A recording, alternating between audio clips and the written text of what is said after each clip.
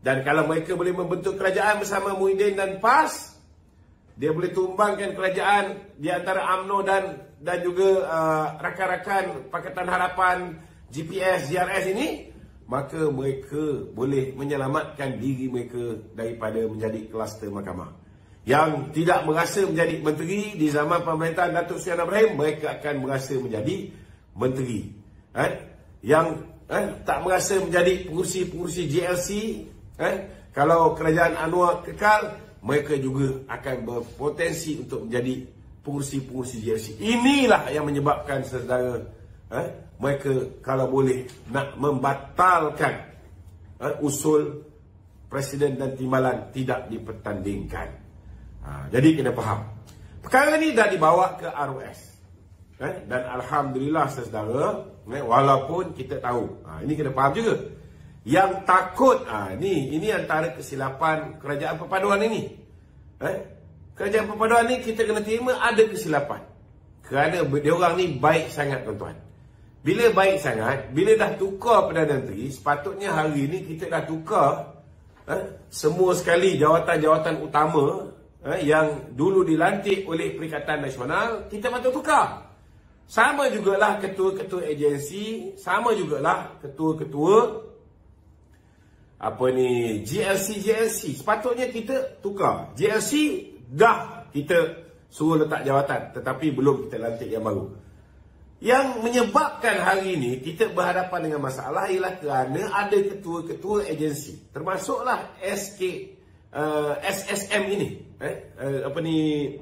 ROS ini, yang kita tak faham macam mana setiap apa yang berlaku ini maklumat sampai kepada bekas Perdana Menteri Ismail Sabri, yang kita pun tahu hari ini lebih mirip untuk bekerjasama bersama dengan Muhyiddin dan juga PAS.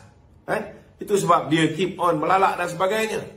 Kita dah kaji latar belakang, kita tahu dia pergi belajar kat mana, kita pun tahu dia mempunyai hubungan yang baik dengan pemimpin-pemimpin PAS, antara orang yang bak kata orang ni sama-sama belajar dengan pemimpin-pemimpin PAS di Kolej Islam dia dulu. Kita faham, dia juga tahu bahawa giliran dia untuk ditukar, digantikan dengan ketua pengarah ROS yang baru itu pun dah semakin hampir. Jadi kalau berlakulah, bila keluar surat ni, sedangkan sudah ada perbincangan diterangkan dengan panjang lebar, cuma dia tak faham. Apa masalah dengan ROS ni tuan-tuan? Dia tidak faham bahawa dalam UMNO ni ada dua jenis pemilihan. Saya nak beritahu tuan-tuan. Pemilihan ini saudara dalam UMNO ini, dia boleh secara mengundi dan menang bertanding, ataupun pemilihan itu boleh menang tanpa tanding. Dalam sejarah parti kita semenjak 76 tahun kita ditubuhkan, baru 4 kali je tuan-tuan, baru 4 kali saja saudara Presiden UMNO itu dipertandingkan. Sebab UMNO sebuah parti yang sangat stabil. Dia tak stabil sekali bila mana Tuan Haji Ahmad Fuad menentang Tuanku Abdul Rahman dulu. Bila dia kalah, maka wujudnya PAS. Itu yang kita nak elakkan daripada berlakunya pertandingan. Bila berlaku pertandingan presiden, akhirnya wujudnya parti serpihan, PAS tertubuh. Kemudian kita lihat tahun 1986 ketika berlakunya pertembungan antara Tun Dr. Mahathir dan juga Tengku Razali. Saudara, perpecahan juga berlaku. Akhirnya UMNO diharamkan, diwujudkan Parti Melayu Semangat 46, diwujudkan Parti UMNO baru. Berpecah lagi sekali, tuan-tuan. Kali kedua, kali kedua, kalau tak silap saya, pada tahun 78, tahun 1978, di mana Sulaiman Palestin menentang Tun Hussein On. Yang ni tak berapa ada perpecahan. Okey sikit. Dan tahun 2018 adalah dikala Datuk Seri Zahid Hamidi memangku jawatan Presiden UMNO. Dan dia membenarkan supaya jawatan itu dipertandingkan. Tak ada masalah. Tidak ada masalah. Sebab apa ketika itu kita membenarkan tuan-tuan? Sebab ketika itu tidak ada presiden. Presiden sudah pun meletakkan jawatan yang ada pemangku presiden, dan bagi memastikan presiden itu mendapat mandat daripada ahli, maka ianya dipertandingkan. Jadi pemangku presiden bertanding dan dia menang menentang YB Khairy Jamaluddin dan menentang Tengku Razali Hamzah yang berhormat mulia.